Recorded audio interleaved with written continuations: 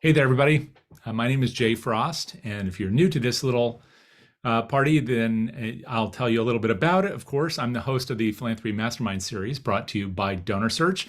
DonorSearch has been kind enough to provide a platform for conversations like this one, and today, a CFRE accredited webinar with one of our most popular guest presenters, and also somebody whose name you likely know already, but if you don't, you'll be happy you were sitting in today.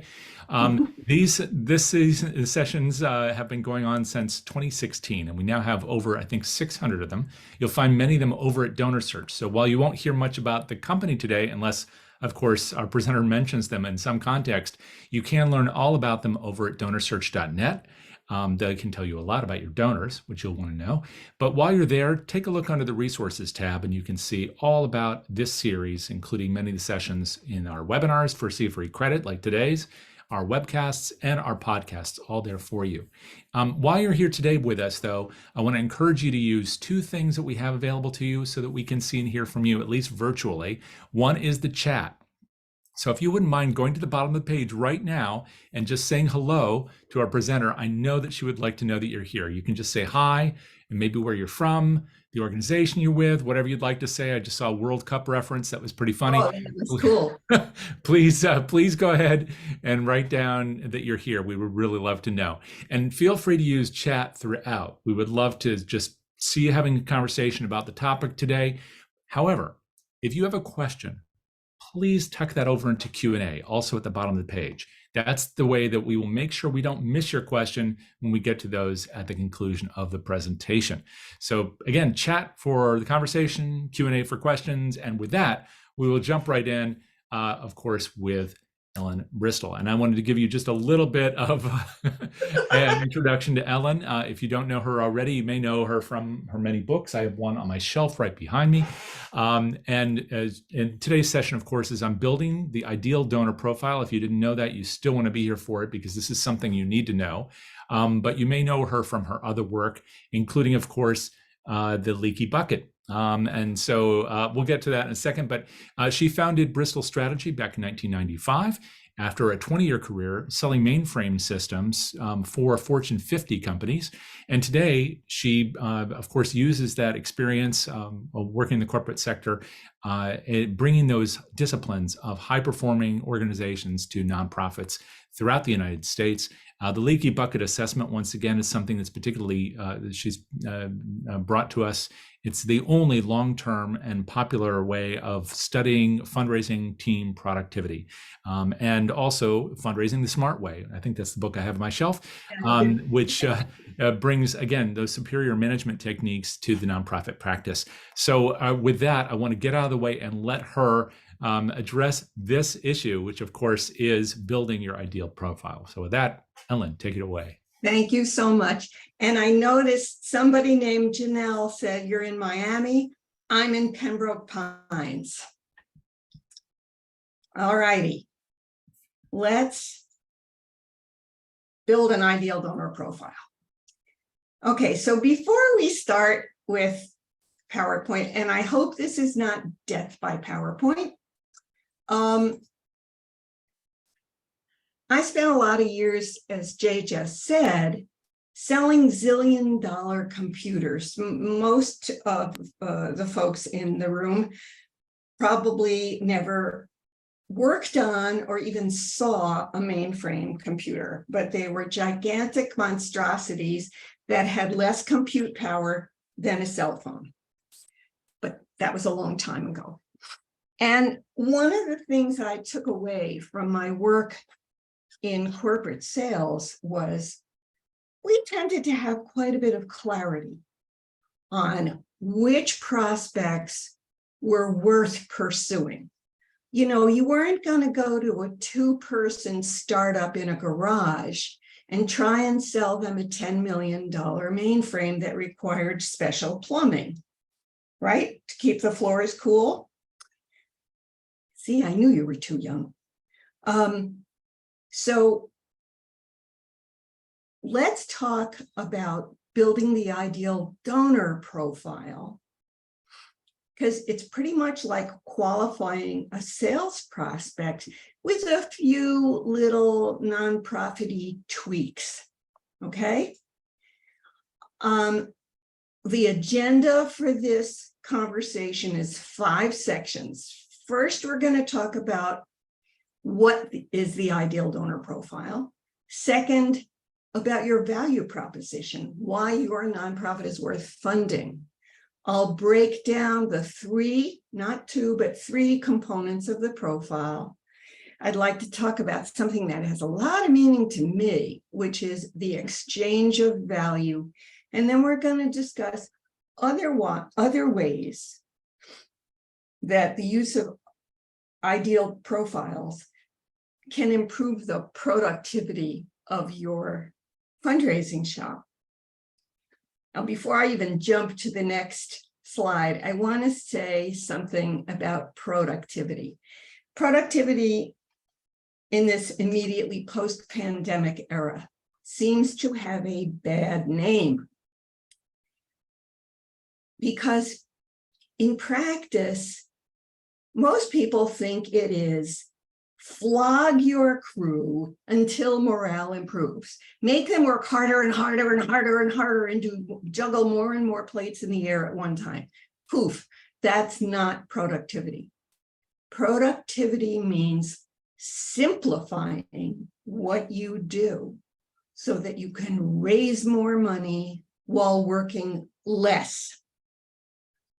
And you'll spend some of that working less time on analysis, interpretation, professional development, or God forbid, take a nap. So let's discuss what is the ideal donor profile. And I'm going to paraphrase a quotation that I found in a blog from HubSpot, which is a great, hideously expensive integrated website development, marketing, and CRM package. And I'm going to read this to you in spite of the fact that they always tell you not to read it to your audience. The ideal donor is the perfect donor for what your organization stands for. And as we go through this, you're going to hear me talk about other types of income streams. So in this, just bear with me, everybody. In this session, donor means any kind of funder, as well as major donors. So the ideal donor is the perfect donor for what your organization stands for. It's a fictitious donor, kind of like an avatar that has all of the qualities that would make them, the donors, the best fit to invest in your nonprofit's cause, mission, or programs. So please memorize this, and anybody who can spit it back to me perfectly gets an extra point. So here's why you need to have clarity on who's your donor. The one inelastic asset in everybody's life is time. You only have so much time, and you can't devote 24 hours a day to work. You can't devote 18 hours a day to work. You shouldn't invest more than 8 hours a day in real work. So the point here is that with an ideal donor profile, you can focus on high value prospects and avoid wasting time on DOAs, prospects who are dead on arrival. They don't have the money, they don't have the interest, they don't have the giving motivations. Why bother? Another critical component of the ideal donor profile is that knowing who's the right audience for you forms the basis for your marketing messages. And it's also a way to start conversations, because by the time you pull a prospect to you, instead of flogging people with interruptive cold calls and cold direct mail and all that other stuff that we know really doesn't work terribly well, Once you land a warm lead, you kind of have something to talk to them about. All of this means that you can speed up the cultivation cycle. This is another way of thinking about time. Does it have to take 11 months to land a major gift? Well, maybe you could do it in only 6 months. Who knows?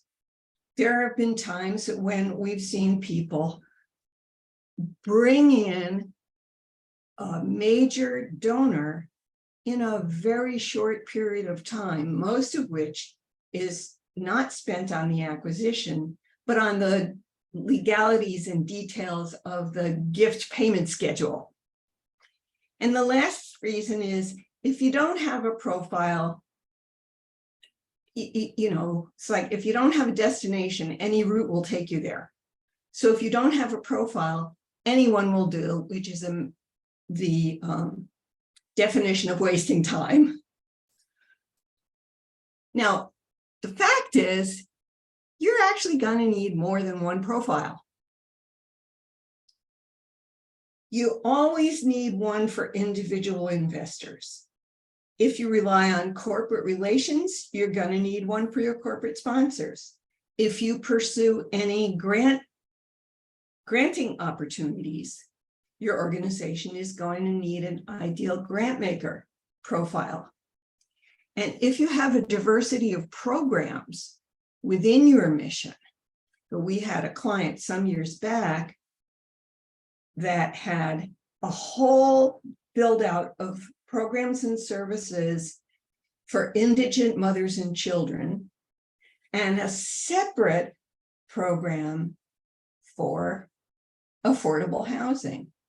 And they realized they could merge the two programs. Some investors wanted to support both programs. Some only wanted to support mothers and babies, and some only wanted to support affordable housing. So we thought it would be a good idea for them to have separate profiles. And it worked.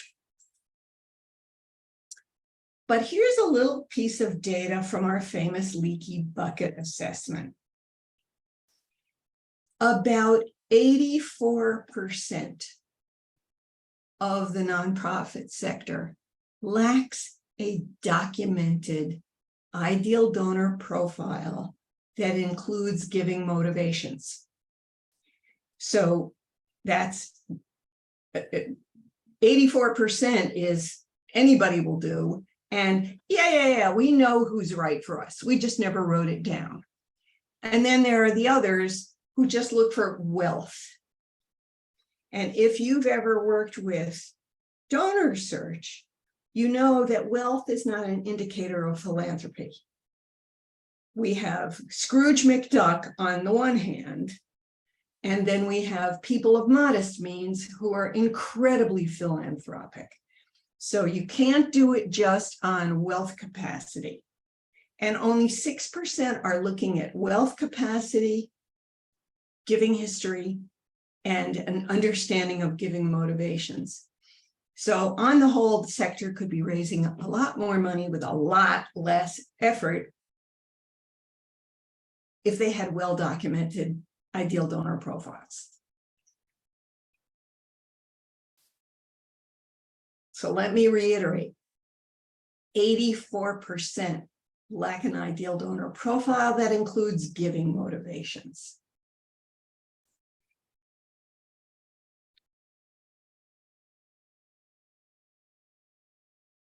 Now, one of the most important things we're going to be talking about today is your organization, because your ideal donor profile depends on your mission, your strengths, your internal values, and then whether your interests are matched to their giving motivations. Once you manage to arm twist somebody who's not very interested in giving to you, but they'll do it because their brother-in-law sits on your board and he was flogging them, you know you're not going to get recurring giving from those people. The last in order of priority is their giving capacity. That may seem wacky, but believe me, it really works. So let's talk about why your nonprofit is worth funding in the first place. This is where the whole story starts. So something I always like to repeat is no ideal donor profile without understanding your unique value proposition. Sometimes it's just called your value proposition. Sometimes people give it an acronym, the UVP or the USP, unique selling proposition, but value proposition is more generic. So here's what we need to do. I'm going to show you why it's so important and how you can build one if you don't already have clarity on your value proposition. Or maybe it's a good time for you to refresh your understanding of your value proposition. So the value proposition starts with what you do. Then it includes how you do it and who benefits from it. Then we ask not only how you do it, but in what ways are you different from other people or other organizations, I should say, that are working on climate change, gang diversion, community healthcare, you name it. And the last element of your value proposition is your vision of the future. This is what we do today. We do it through these means. We do it for this population, which can be either or a combination or either geographic. In other words, we serve people in this geographic area, or people with certain conditions. We serve people all over the place, but they have to have some kind of something going on, or it's both. And what I've discovered over the years is that something that's very motivating to your ideal donors isn't so much what you're doing now and what you have done, as it is how you expect to grow. There's a lot of emphasis, and we've all read 100 articles on measuring impact, and I don't have any data to prove this, but I think if you get up and say, over the past year, we've served, we've given 4,000 puppies to needy children, and we read 420 million books to babies, but in the future, we're going to do so much more, so many different ways. And aligning great donors with your vision of the future can be very, very powerful. So what you do, how you do it, who benefits from it, and where are you going? Oh, sorry, I pressed the wrong button. So here's how to go about defining your value proposition. And I'm sure you've heard the term value added. What's your value added? Yes, I know My Gang Alternative is an organization whose purpose is to get kids away from from gang life. Well, there are plenty of organizations in the field of gang diversion, as it's called. So to define your value added, how you're different from other people who are doing something similar, is by doing half of a SWOT analysis. If you've never done a formal SWOT analysis, you'll know what I mean. strengths, weaknesses, opportunities, and threats. Well, in this case, we're only going to do the strengths and the weaknesses. I know some people prefer the term challenges because it sounds less denigrating.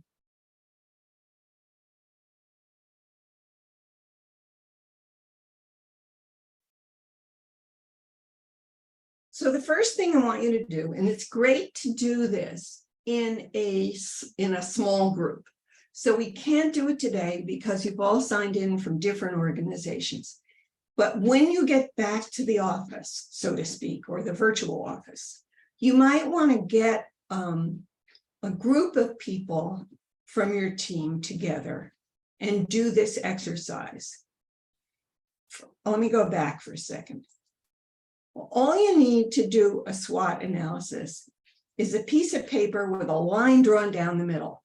And one side is our strengths and the other side is our weaknesses.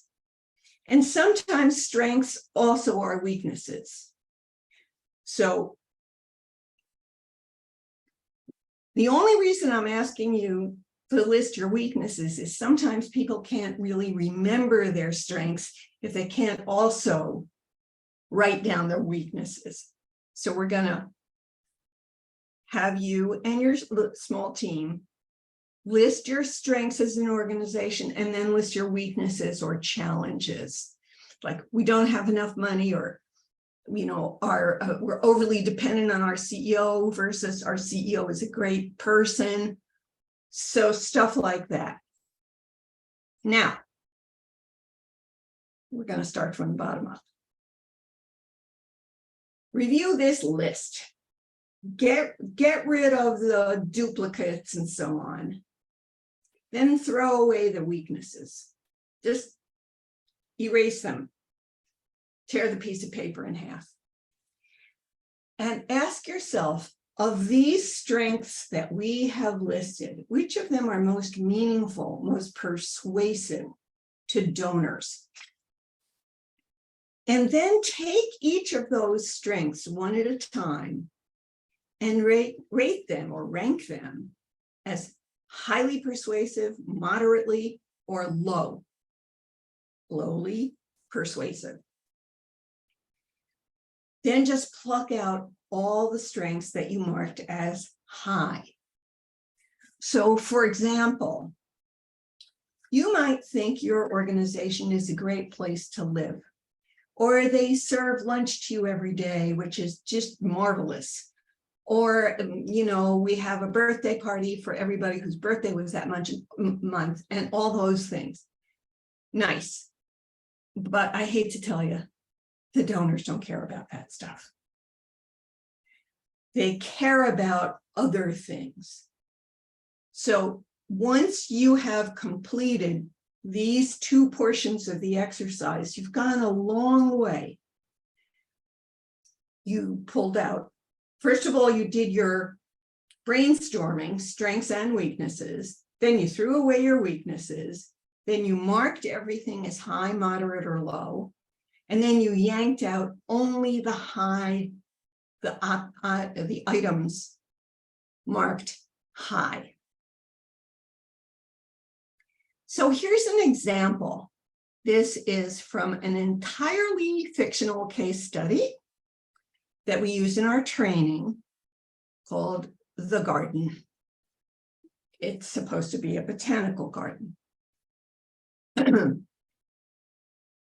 what we came up with in our fictional brainstorming session was this list of strengths, which you can read yourself. This botanical garden has a high record for preserving plant species and a reputation for sound management, and so on and so on. They have great K-12 programs for school kids and the like. That's a nice long list. It's probably a little longer than we need. The reality is we started out with about 30 options. I think I've kind of explain this well enough to you. So this was the result. 7 options that represent the value proposition of this particular botanical garden. Maybe the botanical garden nearest you has a reputation for roses. The botanical garden near me in South Florida or near Janelle in Miami, Fairchild Tropical Garden, is really a world-class palmedum and arboretum and botanical garden for tropical flora and plants, trees, grasses, bushes, things like that. So now we know what we're, please, you should pardon the expression, what we're selling here. These are the things that we think are really valuable about the garden and would be persuasive to donors. So we now have an idea of which donors are right for us, having done this exercise, but we've just barely gotten started. Give me a second here.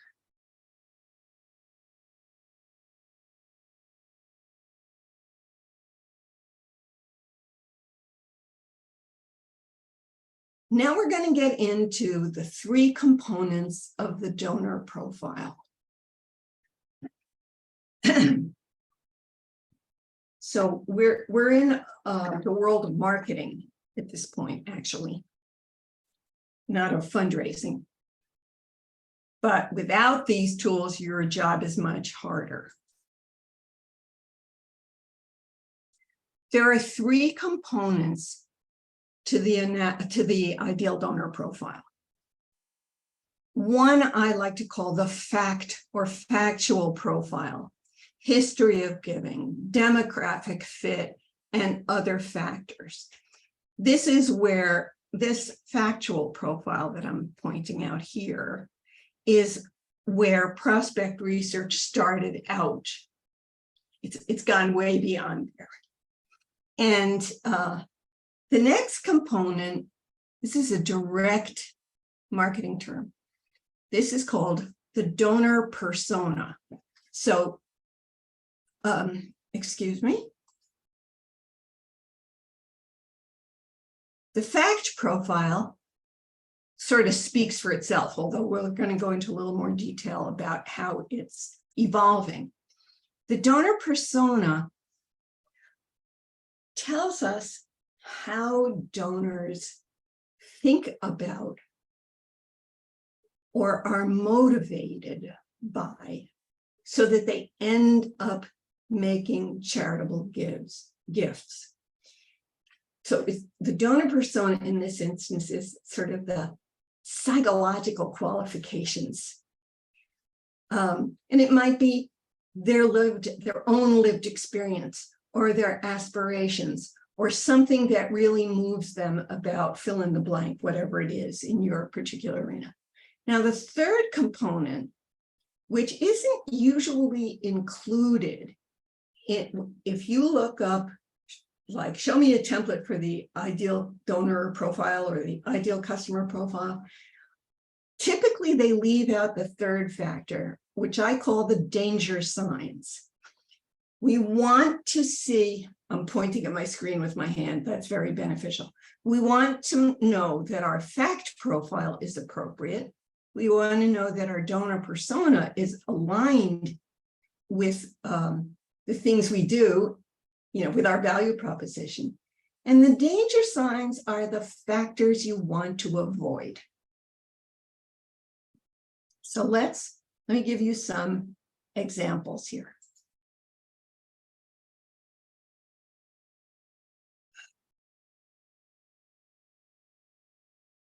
Okay, just give me a second because I need a sip of water.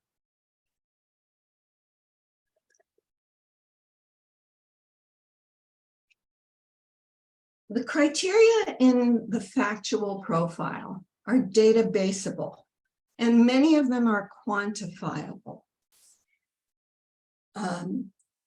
the reason I'm so close to DonorSearch and like it so much is because they invented the concept of including giving history. You can tell an awful lot about a prospect if they have given to like organizations, as well as how much they have given. And as you know, there's a big difference between the amount of wealth an individual or family might have and their proclivity to give it away in philanthropy. And there are other factors: age, gender, zip code, specifics related to your nonprofit. These days, again, DonorSearch is a leader in this field. They're using some of the more sophisticated technology tools, such as artificial intelligence, to tell you more about your current donors, revealing the level and depth of their engagement and the frequency with which they donate, and so on and so forth. But these facts are a great place to start. If you have no ideal donor profile at all, start with this stuff. So what we came up with as an ideal donor for the garden, this is for a major donor, that they are able and willing to make gifts of $25,000 or more, that they've given that money at that level to the garden or like organizations in the past few years. And in this instance, being near the garden, living and working close to the garden, so they're at the garden interacting with it frequently, seems to be very important. And finally, evidence that they've served on boards or volunteered for large organizations, because that shows us a tendency for the donor to seek engagement at a high level: advisory board, volunteer, governing board. Those are really great. Now, let's talk about the donor's persona. We want to know what inspires them to give, what touches their heart, what their life's experiences have been, what their family or faith traditions around charitable giving have been, or what motivates them in terms of social change, and how these ideas relate to your value proposition. So, grateful patient programs are a great example of this stuff. My Aunt Tilly, this is all fiction. Okay. It was so painful for me to watch my poor Aunt Matilda in her last years, because she didn't have access to good medical care. And I'm motivated to see that nobody else has to suffer the way she did, nor that their families have to suffer that way. I want everybody to have access to super duper medical care. So that would tell you a lot if you were running a healthcare organization or a hospital about giving motivations and the donor persona. How do you find out? Well, sorry, folks, you're going to have to go and talk to your donors. You ask them. I was just telling Jay before we started this that my schedule has been a bit wacky, but I'm going to provide Jay with a package of templates, questioning scripts, and other useful resources to you with a PDF of this slide deck. So you can it'll help you remember what to do. And one of the most important things is knowing how to go and talk to current donors without asking them for money.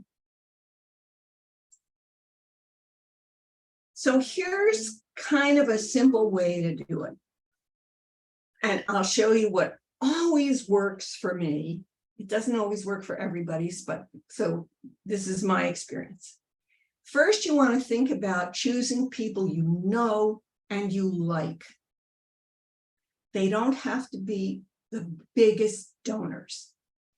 One of our colleagues, when we were developing this methodology, one of our early clients went and interviewed her father, who was a major donor to this particular organization she was involved in.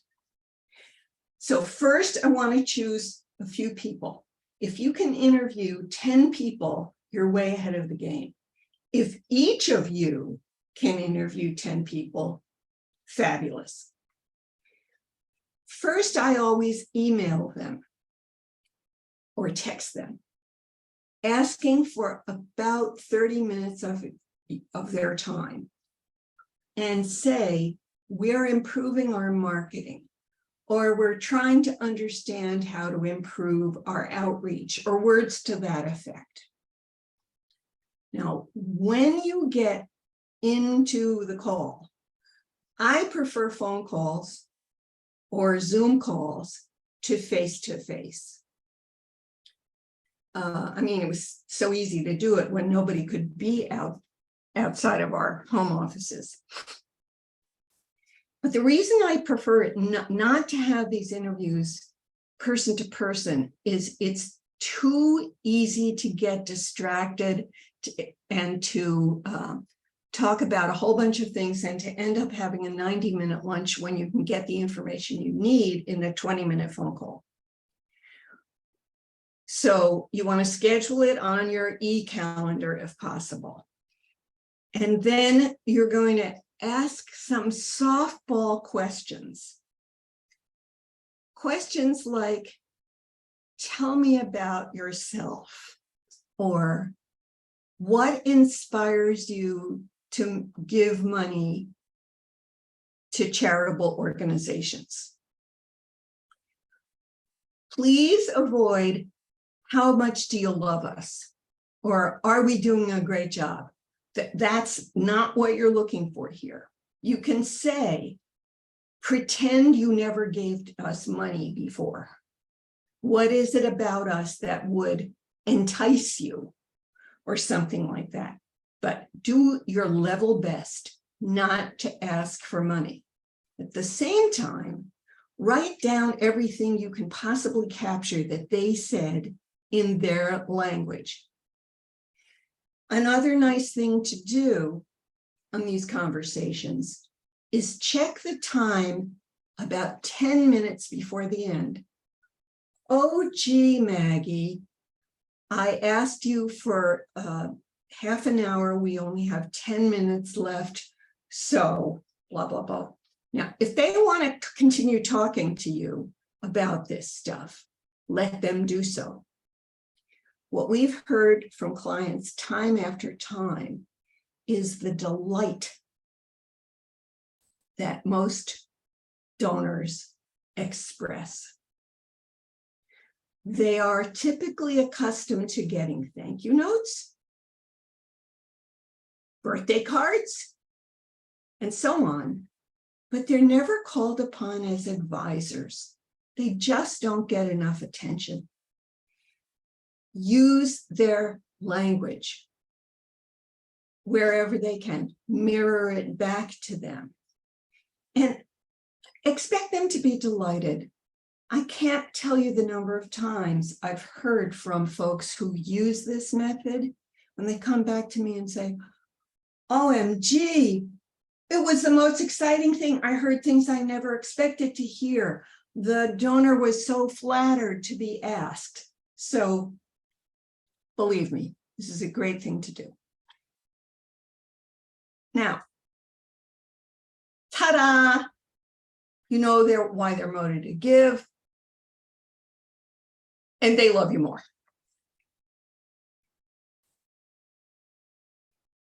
Here's the thing that we don't pay enough attention to.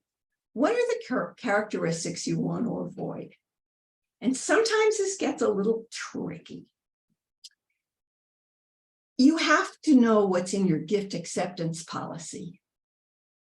So as soon as they start talking about gifts of real estate or, whatever it is, don't say yes, don't say no. Say, let me get back to you on that. I have to check our gift acceptance policy.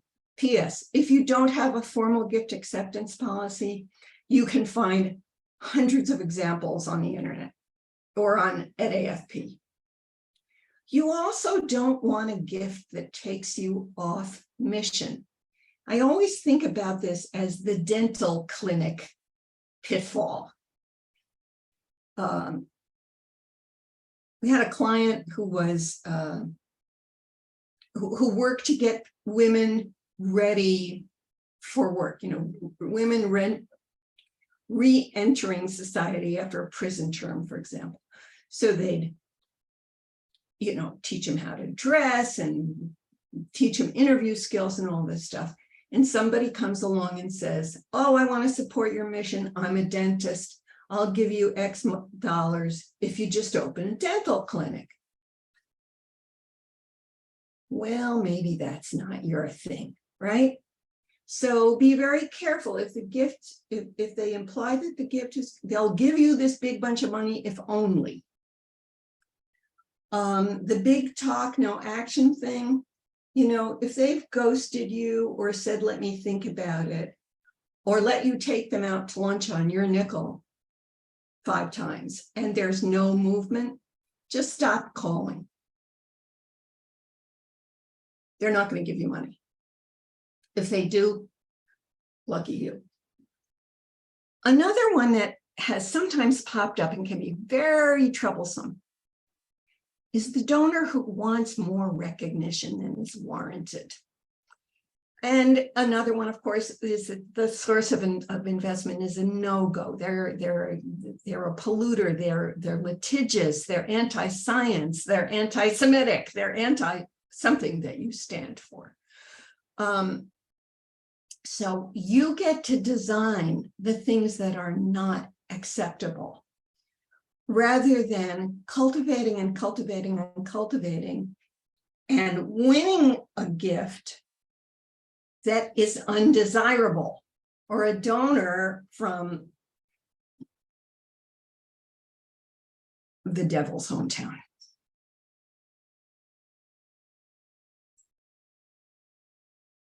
So we now are at a point where you've got the idea that the ideal donor profile isn't just somebody who likes to give to charity, but it's quite specific to your organization and what you stand for. So now we're going to talk about something called the exchange of value. This is a little more technical to work out, but it really pays off. So we came up with this little formula, how to calculate the exchange of value. Value added, what they offer, what you offer, plus value sought, what they're seeking to invest in, equals engagement. And engagement leads to giving. So that's why I think this function is so terribly important.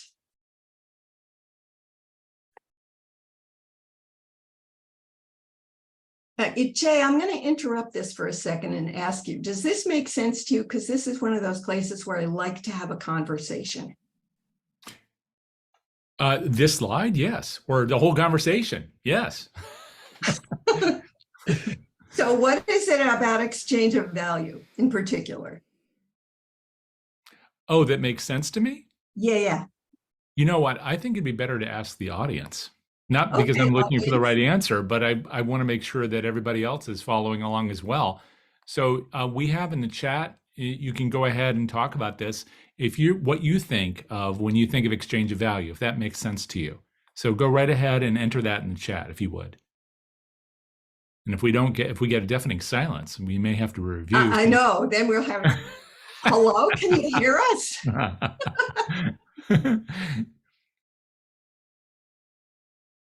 Okay. Let's not all speak at once here. Yeah, I know. It is a little quiet out there. Oh, here we go. Yes. Okay. A personal connection. Thank you very much, Mark and Chandra. Personal connection between the cause and that individual's heart. You got it. That is great. Chandra, can I steal that? I mean, borrow that from you? Ooh, alignment. That's another really succinct way of thinking about that. Right. Yeah. And she says, yes, go ahead. Oh, this is interesting. So Atia is saying compromise. That's very interesting to me. I wouldn't have thought about it that way. And yeah, I don't know if you want to talk about that a little bit, because that's always one of the issues. It's sort of like what you were talking about before when I'm trying to remember the example you used. I always think about, I think you, what was it? Because I always think of it as the pond. Somebody offers you money for a swimming pool or a pond or something like that, and it seems out of kilter with what you're trying to achieve. So Right. compromise could be a very positive thing, but it could also suggest that what we're trying to do is give room for the donor's intervention in our plan. What are your thoughts on that? Right. I hope Atia meant the former, and not allowing the donor to intervene with your plan. And if any of you have heard of the movement of community-centric fundraising, that's what they're all about. They're all about not running your organization just to make the donors get feel-good moments, but to actually have an impact on the world. So if the compromise is, here's money that we'd like you to offer to your, we want to give you this money. We kind of hoped you could invest it in a pond in your garden. But the way you use it is up to you. Right. Now that would be delightful. We're getting additional comments here, which are great. I love these. We do not want to offer 5 lunches without movement. Absolutely. Especially if you end up paying for the lunches. Rats. So I'm thrilled to death with what we're hearing. And this is the one thing that's always problematic about doing live online stuff, is you don't get as much interaction as you would, as I would like. So thanks an awful lot for this, folks. So let me move on a little bit here. Figure out where I am. Okay. Oh, so I wanted to give you some examples of ideal donor profiles in those 3 categories.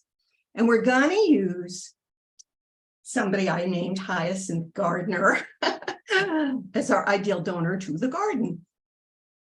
So here's our value added, right? We saw this before, blah, blah, blah. And here is our ideal donor. Someone who has a driving desire to pass their love of the natural world to future generations. A donor who's motivated to keep this institution, this botanical garden, open and available for all, regardless of their ability to pay to get into the garden. A concern or fear that without these scientific and entertainment venues, the world will lose important plant species, like what's going on these days. A worry that our children might lose contact with the natural world, which is really a problem. A desire to maintain a place of calm in our big and chaotic city. And remember, we're asking this ideal donor profile is for a donor with the capacity to make $25,000 a year gifts. So it would be great if they also held the belief that philanthropy is an obligation for people of wealth. Give it away, folks. So that's one way to craft the ideal donor profile.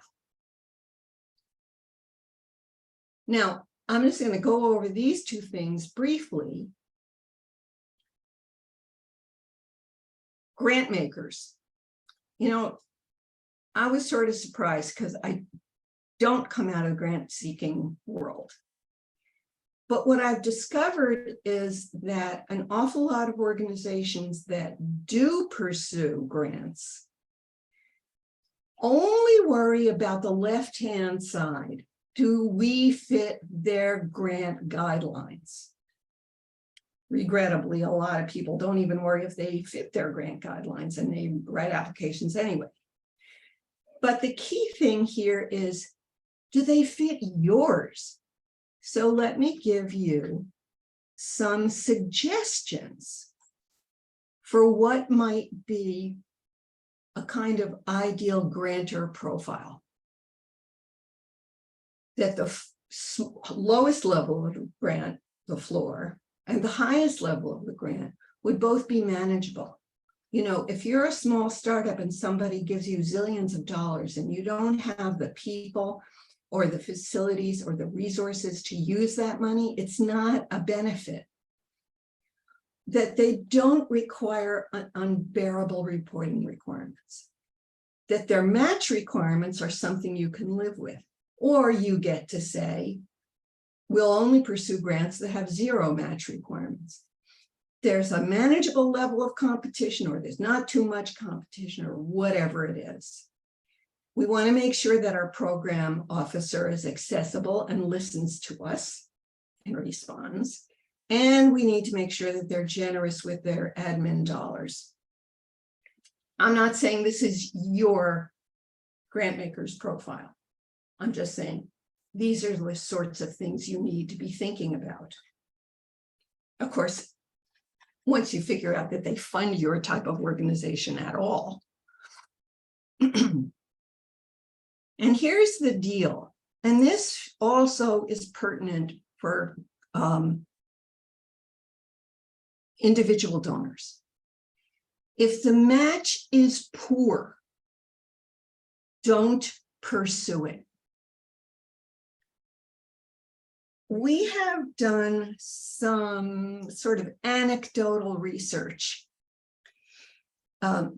We have a method for crafting an ideal donor profile that ranks donors A, B, C, or D.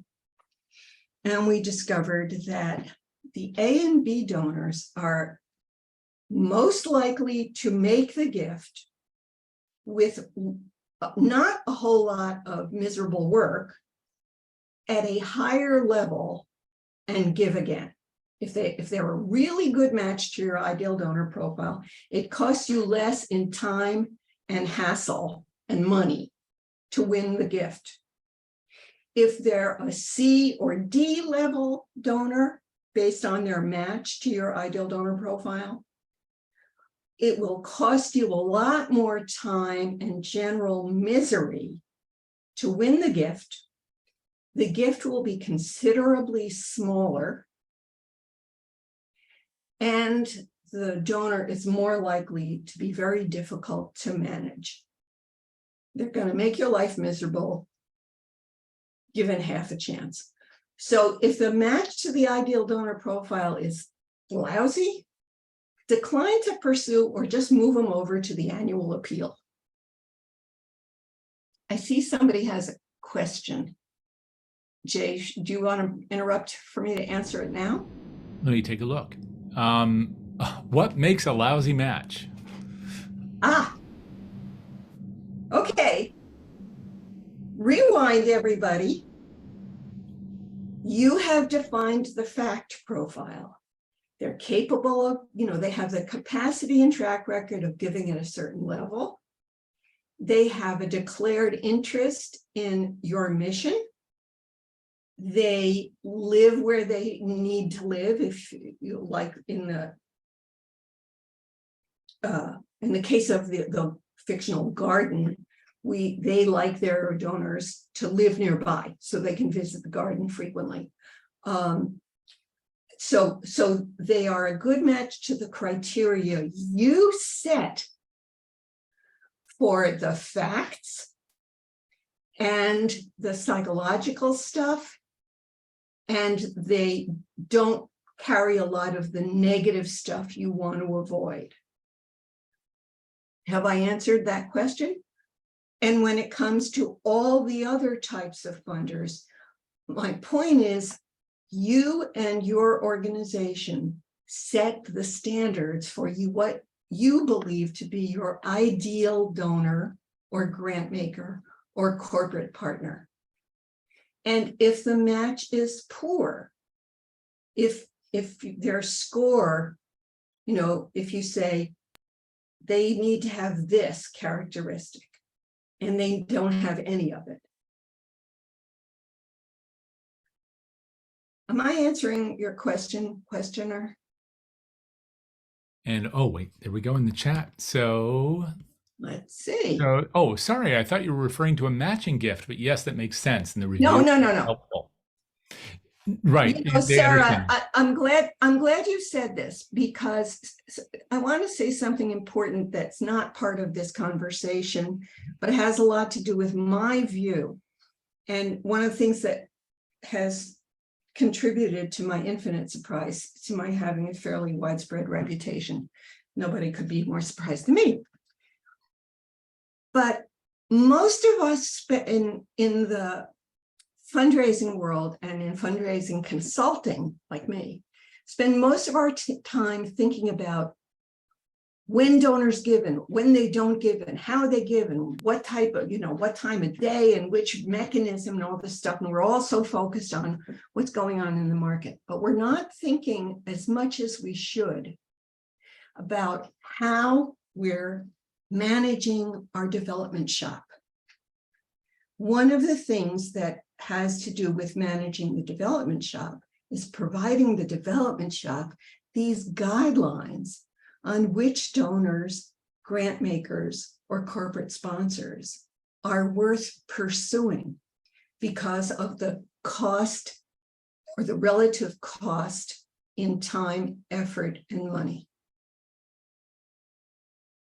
So I'm glad that you were thinking that you were mistaken in thinking about matching gifts. This has nothing to do with whether or not there's a matching gift on the table here, and everything to do with, do I, as a fundraising professional, know which donors to pursue and which not to bother which grant makers to pursue and which not to bother with, and which corporate partners to pursue and which not to bother with. So let's go on to the corporate partners or sponsors. I never know what to call them. Now, we're not talking about the kind of people who will only buy a table at your annual gala. We're talking about people who really invest in your programming.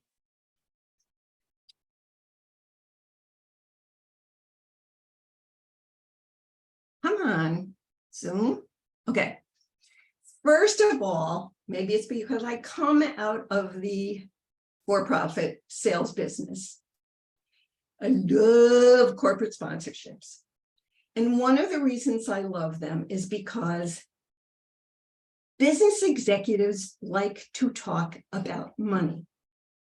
And a lot of nonprofit professionals are uncomfortable talking about money. I'm sure nobody in this room is uncomfortable talking about money, but take it from me. So you can go to a corporate organization and negotiate with them about what would be in it for them to support you and why their gift to you would be so meaningful to you. So a couple of things here. Corporate executives are comfortable talking about money. They are comfortable negotiating. They appreciate the exchange of value. And the best of them understand that associating their brand with a good cause builds additional trust in their brands. That's why so many nonprofits will share the logos of all the corporations and foundations that support them. It's good for the nonprofit, and it's good for the philanthropically inclined organization. So these are some things to think about if you are ever interested in pursuing corporate relations. Do they already have experience with corporate philanthropy? If they do, that's great. If they have a corporate social responsibility program, a CSR program, really great. If they seem to be ethical, if they have desirable ethics, if they have a track record of treating their employees well, or even better, a track record of matching employee donations to nonprofits, those are fabulous. The executives see mutual benefit from the partnership. They know that their money is going to help you, but in return, are they going to get additional exposure, corporate goodness points, whatever? And they're willing to invest up to your minimum level of ask.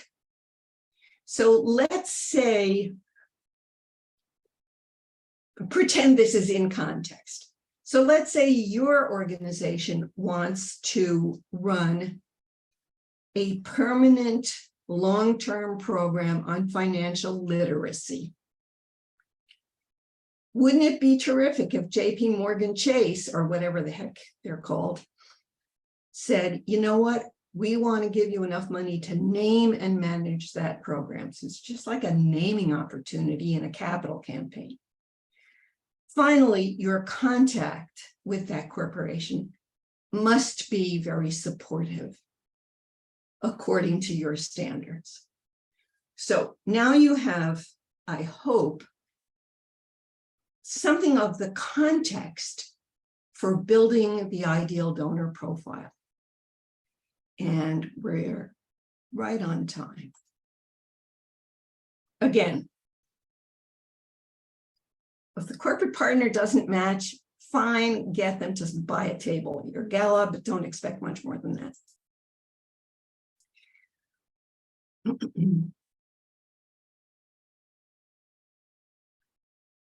Now we're in the part where we go from theory to practice.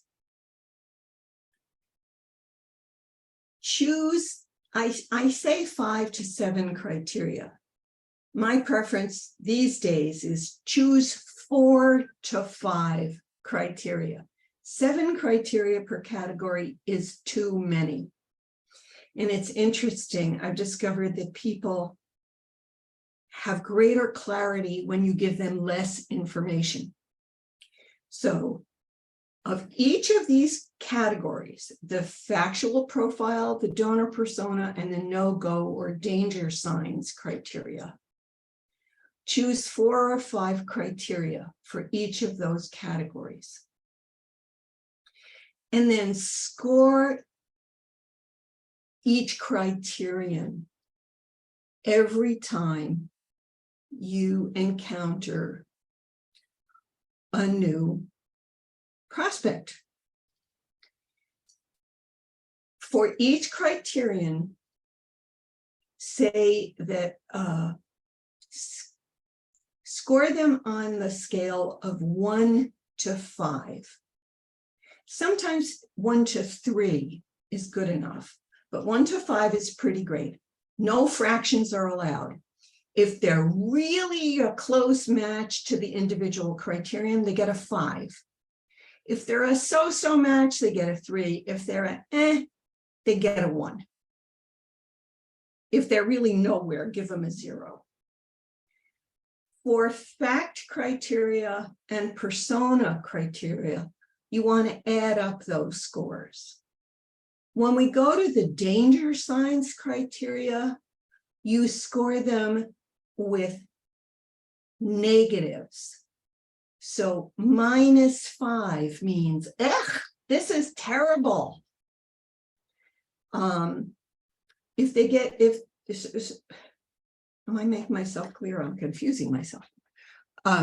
So let's say you have, oh, by the way, all the criteria in each category can all be 5s. You don't rank, it's not 5, 4, 3, 2, 1, okay? So every one of them can be 5s or 5s and 4s or 5s and 4s and 3s. If the criterion is, I'm sorry, I'm describing something different. So compare the prospect to each criterion and give the prospect a score of 1 to 5 for each criterion. Add up the positive criteria, the factuals and the personas. And then if there are no-goes, danger signs criteria, subtract those numbers from your total score.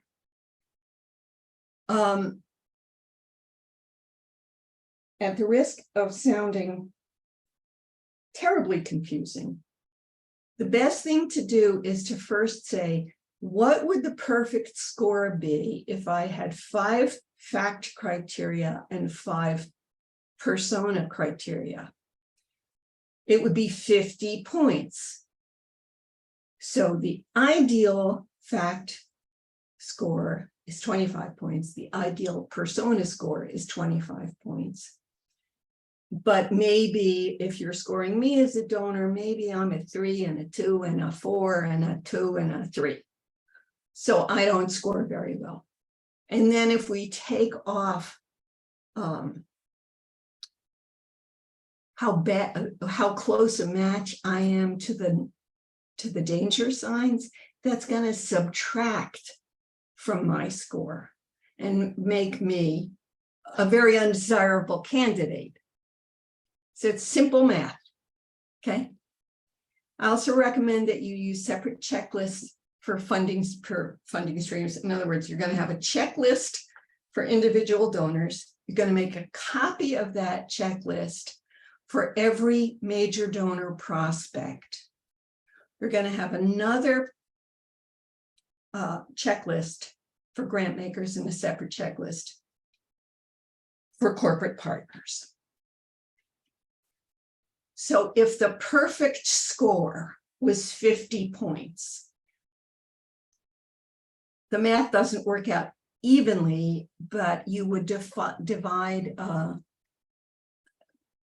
segment the opportunities A through D and spend most of your time working on individual donors or grant makers or corporate sponsors. Pay the greatest amount of attention to the A's and the B's and the least amount of attention to the C's and the D's. Is that clear? I'm going to pretend you all said yes, Ellen.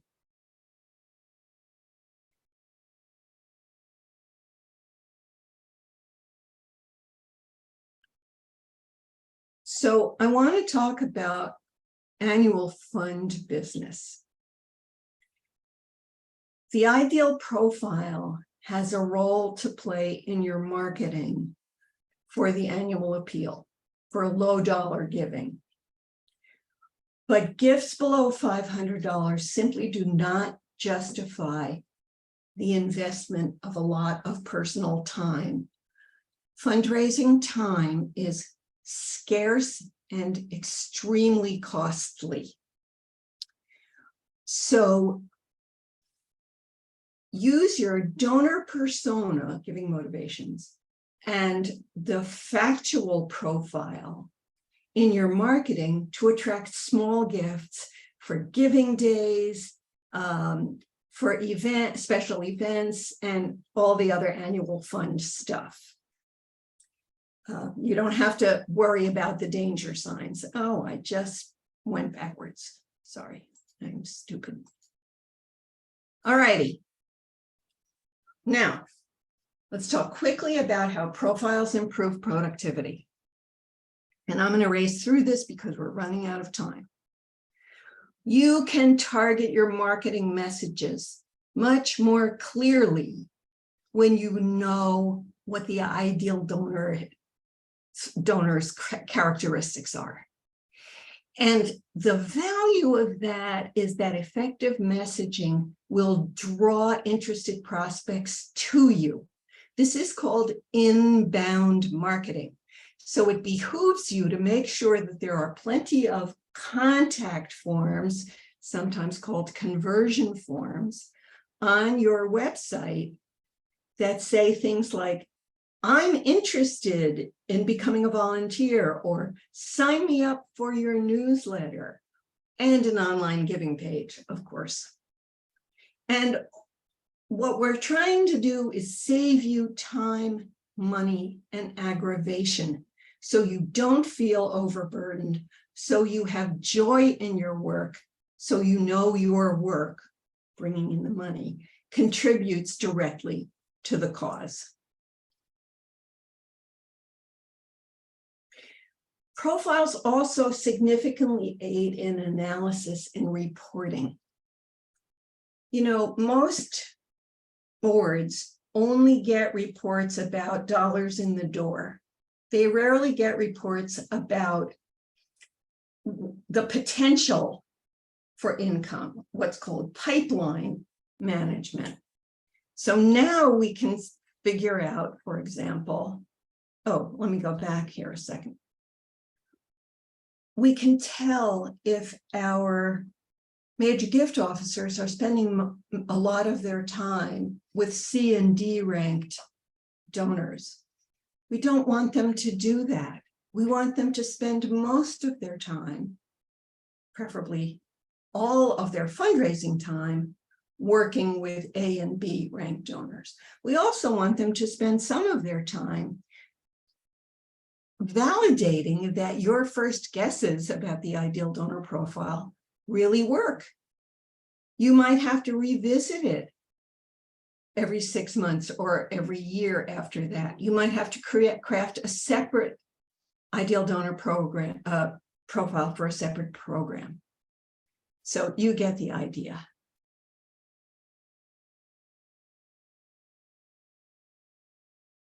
And we did a little research on something here called the opportunity risk factor. I actually have built a calculator, which I'll provide to you, that shows that even if you are a full-time major gift officer and you're really good at your work, there's a lot of time you cannot work on cultivating or stewarding donors. And I call this the opportunity risk factor.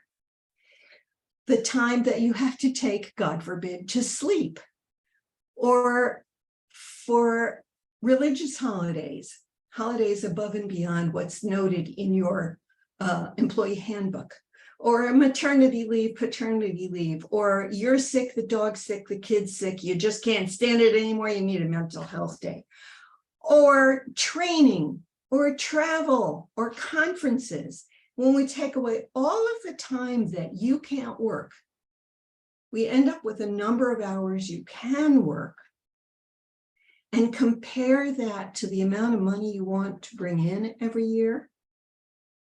That could easily be over $1,000 an hour. So if your team is investing 10 hours to bring in $1,000 gift,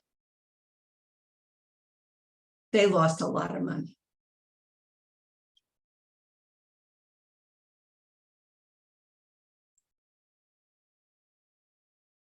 So there are some other things. The value sought insights are really great for search engine optimization. They'll give you, this whole model gives you more accurate and insightful results from prospect research. And we've gone over and over the fact that it helps your marketing immeasurably. So, folks, we have a few minutes here. Let's open the phones for questions. And here's how you can get in touch with me. Thank you so much for that, Ellen. You definitely have gone into this in greater depth than we usually do here. And so I really appreciate that. And everybody who is with us, I hope you'll take down this information to contact Ellen directly. Now, some of these are hyperlinks, which means, or at least they appear to be. So, yeah, they're Ellen, hyperlinked. if people want to see, for example, that list of books, they can also see that over at the Bristol Strategy Group website. Yes. Is that correct? Okay. Yes. So definitely take that down. You can put those books on your shelf. Well, and that's why I want to send everybody a copy of the PDF, because I use Adobe and all the links are live. Sure. Well, we'll make sure that we can get those out to you as soon as we get them from you, Ellen. Yes. And then in addition to that, this leaky bucket assessment is something that if you haven't done that, you want to do, because it's definitely something that's going to be important to how you perceive all these things that in all of our work, including the things you were discussing today.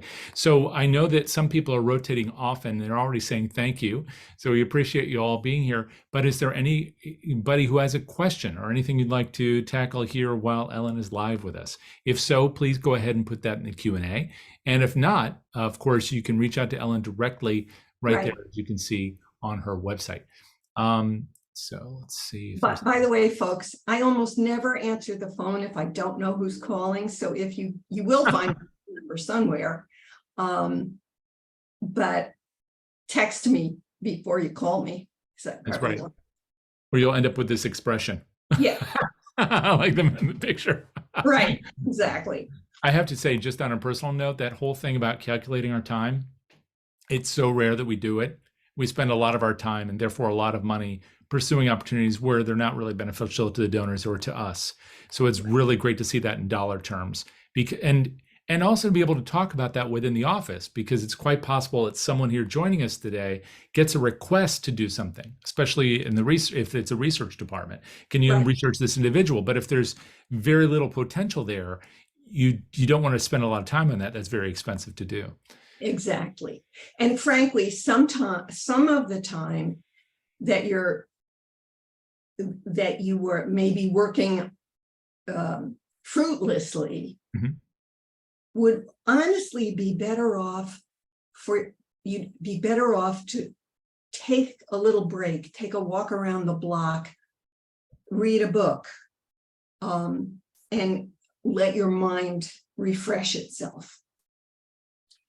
Well, I'm always glad to work with you on these, Jay. It's such a pleasure. And I'm really delighted we had such a big crowd and so many people have given so many compliments. Thank you very much indeed. Well, and thank you again, Ellen, for returning here. We really appreciate it. There are other sessions that Ellen has done in this series from the past. I'll see if there's a way we can bring those back onto the DonorSearch site, which you'll find over at donorsearch.net under the resources tab, but you can also find her everywhere. So that's exactly the way we want to keep this contact information up here. You'll find that she's an extremely generous educator. So we appreciate you, Ellen. And we also appreciate all of you out there who joined us today, or if you're listening in after the fact, enjoying this recording and collecting those CFRE credits. So it's an important part of what we do to show our professionalism and how serious we are about this craft that we practice. We do have sessions coming up, of course, throughout this month, even though we're now in the thick of the giving season. So I hope you'll join us for that. I think we have another, must be close to 8 sessions.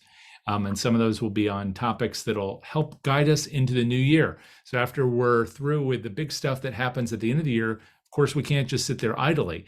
So between what you've learned today and what we're going to be covering these next sessions, I hope you'll find that a great point to jettison off for success as we encounter kind of rough waters in philanthropy. I think you'll find a lot of great guidance as we send those boats into the sea.